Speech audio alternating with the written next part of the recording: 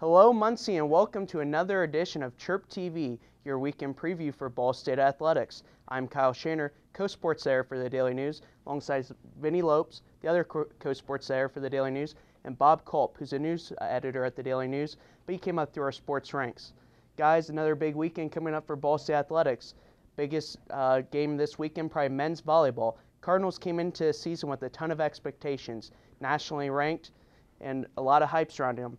Vinny, what's the Cardinals' mindset going into this weekend as they enter their match against Lewis, 0-3? Yeah. Well, the Cardinals are 0-3, as you say, but they're viewing it as they're 0-0 because this is their first game in the MIVA. And the way they're viewing it, they want to get to the national championship game. They want to get to the Final Four. You got to do that through winning your conference, and that means winning your home games. The last 3 seasons, the team that has won the MIVA regular season has been able to host the MIVA postseason, has not lost a home game in conference play during the regular season. So Ball State's realizing the significance of this game against Lewis. They're also like it because Lewis comes into this match as the predicted favorite to win the MIVA in the coach's preseason MIVA poll.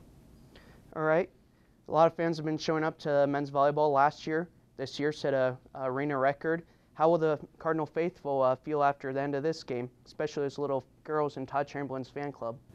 Well, one of the good things for Ball State in terms of getting a chance to win is that Matt McCarthy, the all-conference middle attacker, will be back. I talked to Coach Joel Walton on Wednesday. He said that he's good to go, and with him back, this really does kind of change things. That you're able to get a little bit more offense through the middle, but he's also a calming presence on the court. And talking to some players like Ethan Feaster, Todd Chamberlain, they're really liking him back, and even talking to Dan Friend, Lewis's coach, he's kind of worried about what McCarthy can do on the court. All right, so Cardinals going to win this weekend? I think it's going to be a tough one. I think the Ball State could pull it off in 5. All right, now lowering the net and moving on to men's tennis. Bob, you covered men's tennis before you moved over to news. Cardinals are 1-2 this season, losses to nationally ranked Illinois and Michigan. Beat IPFW at home. How do you think the Cardinals fare this weekend against Dayton? Well, the Cardinals look to stay undefeated at home this season against Dayton. With a win, they will move their record to 2-2 on the season. Coach Bill Richards said he was confident that his team would win the match, taking that they are the favorite. And with Richards' confidence behind the team, they generally have a pretty good time winning the match. All right. Cliff Morrison, a freshman on Ball State's team from South Africa, just joined the team a few weeks ago. A couple days ago, still wasn't even on Ball State Athletics' home page on the internet. He won his match against Michigan, the only win Ball State got. Bob, what do you think of his emergence for the Cardinals? He obviously has a lot of talent for a freshman. With a little luck, hopefully he can have a season like Eduardo Pavia, now a sophomore, did last season, and that should fare really well for the Ball State team. All right, now on to a couple quick hits.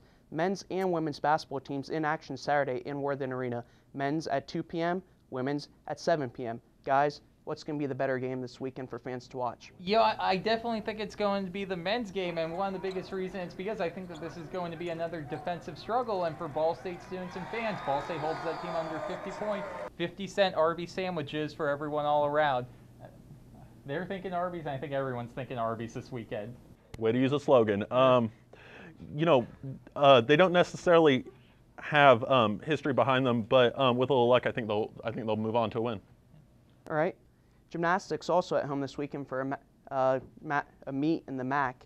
The Cardinals are playing in Worthen Arena also, but this time on Sunday.